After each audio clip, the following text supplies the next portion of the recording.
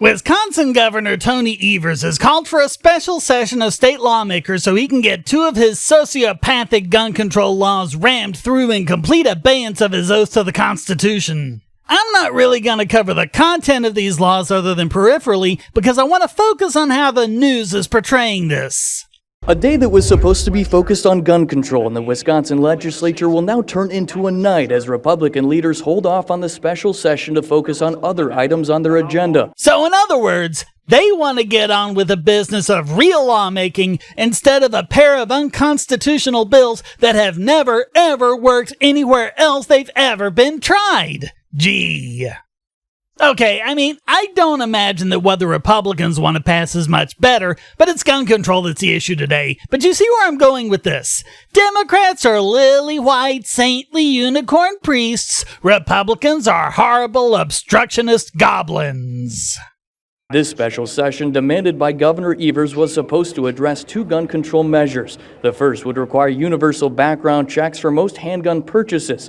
Yep, universal background checks that have never ever worked. Funny how they don't point that out. Mothers Against Gun Violence. Remember them? We've done them before. Do they talk to the NRA or Gun Owners of America or anyone like that? You know, for balance, neutrality, and impartiality? Of course not! If responsible gun ownership legislation, such as universal background checks, were in place, the felon would not have gained access to the gun that was used to murder them. This is what really galls me about these sociopaths. It just isn't true, and anyone who spent 2 minutes looking at the data knows it. Journalists are supposed to research these issues, not just lazily pass along talking points. At best, you could say that he wouldn't have got that particular gun with a background check. And if you listen to her phraseology, that's actually how she put it, so don't tell me she's being sincere. But that's far from saying he wouldn't have been able to get a gun at all. The data I'm about to give you is not from the NRA, not from Fox News, not from the Heritage Foundation, but from the Bureau of Justice Statistics, which is under the U.S. Department of Justice. They found that, of the prisoners who had possessed a firearm during their offense, only 7% had purchased it from a gun dealer, meaning they would have been subject to background checks. Almost half of them got it on the black market, and others had simply stolen it or found it at the scene of the crime. And by the way, in case you're going to blame the so-called gun show loophole, which doesn't exist, by the way, only 0.8% of them obtained their weapon at a gun show. So gun control is not likely to disarm criminals. They are likely to disarm law-abiding citizens who are our best defense against criminals.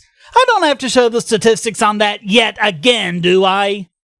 The second proposal is what's called red flag laws, which would give judges the power to take weapons away from people deemed to be a threat to themselves or others. I've covered these too. These so-called red flags are not predictors of criminal behavior. They're just hindsight bias. None of these have ever been used to successfully predict that someone will commit a crime. And in case you think it is true of a mental illness diagnosis, see my video, Mental Illness and Violence.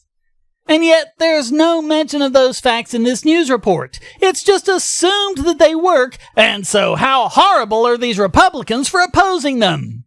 Besides, even if they did work, have you not seen the film Minority Report? It's a bad thing to punish someone for something you think they're going to do.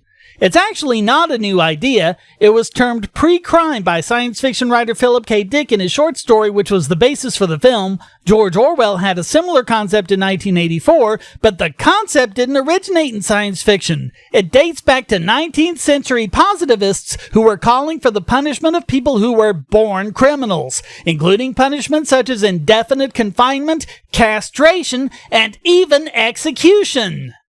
And who gets to decide who these pre-criminals are? Who gets to decide what the red flags are? It wasn't too long ago that people in Nixon's administration advocated simply being black being, in the current parlance, a red flag. Are you really not worried about what someone who's not like you politically would do with this power?